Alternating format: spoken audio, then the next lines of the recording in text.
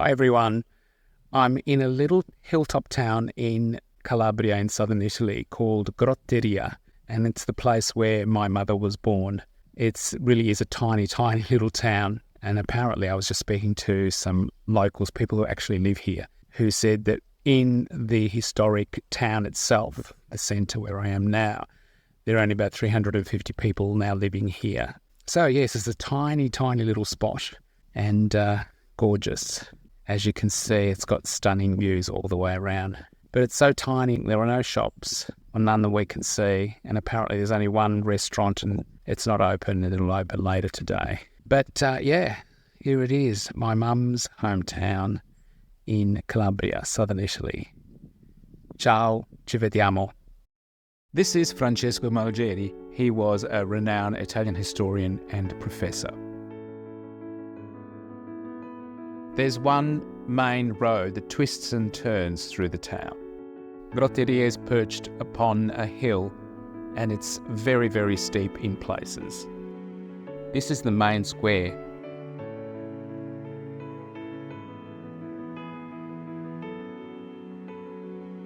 And this is the stunning view from the Belvedere just off the main square.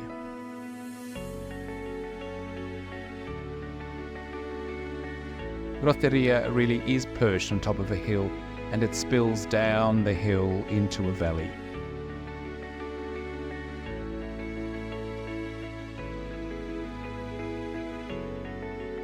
This is the Chiesa di San Giorgio Martire, which is in the main square. Unfortunately, it wasn't open, so we couldn't see inside.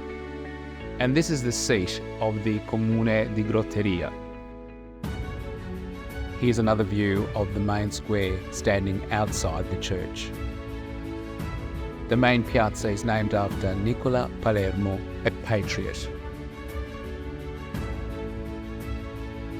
The main square was surrounded by beautiful homes with sweeping views across the valley.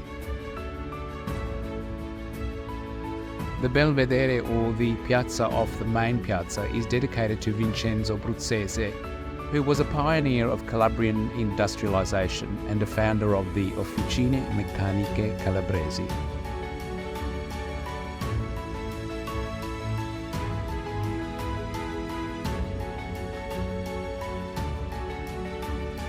Via Roma. What Italian town or city doesn't have a Via Roma? And this is the piazza of Don Giovanni Minzoni, un sacerdote, or a renowned priest of Groia. Now this steep laneway leads to Via Ruffo, which is the street where my mother was born.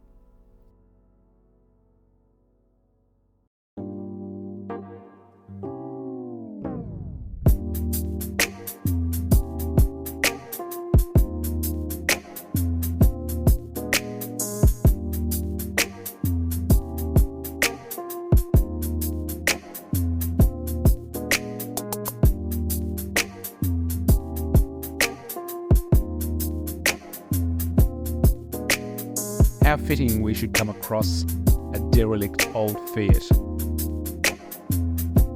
Groia has sharp contrasts from beautifully maintained homes to derelict homes that were abandoned years ago.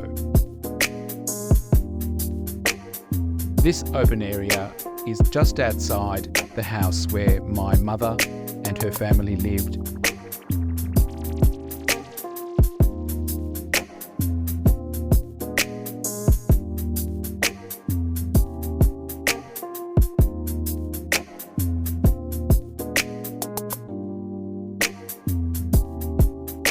And this is Via Ruffo. Or at least that's what Google Maps told me, as there wasn't any road sign.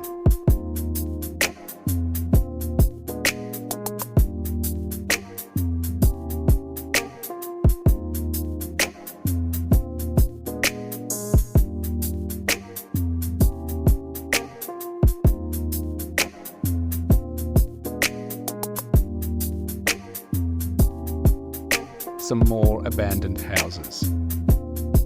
This is something we saw all over Italy, posters announcing the death of loved ones. Grotteria really is a beautiful and mystical place, crumbling in parts, well preserved in others.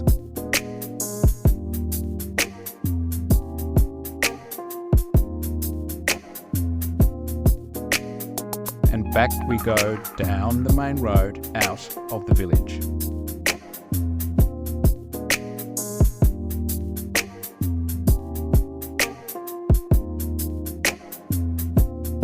And our time here in Grotteria is over for now, as we head out of the village back down the main road.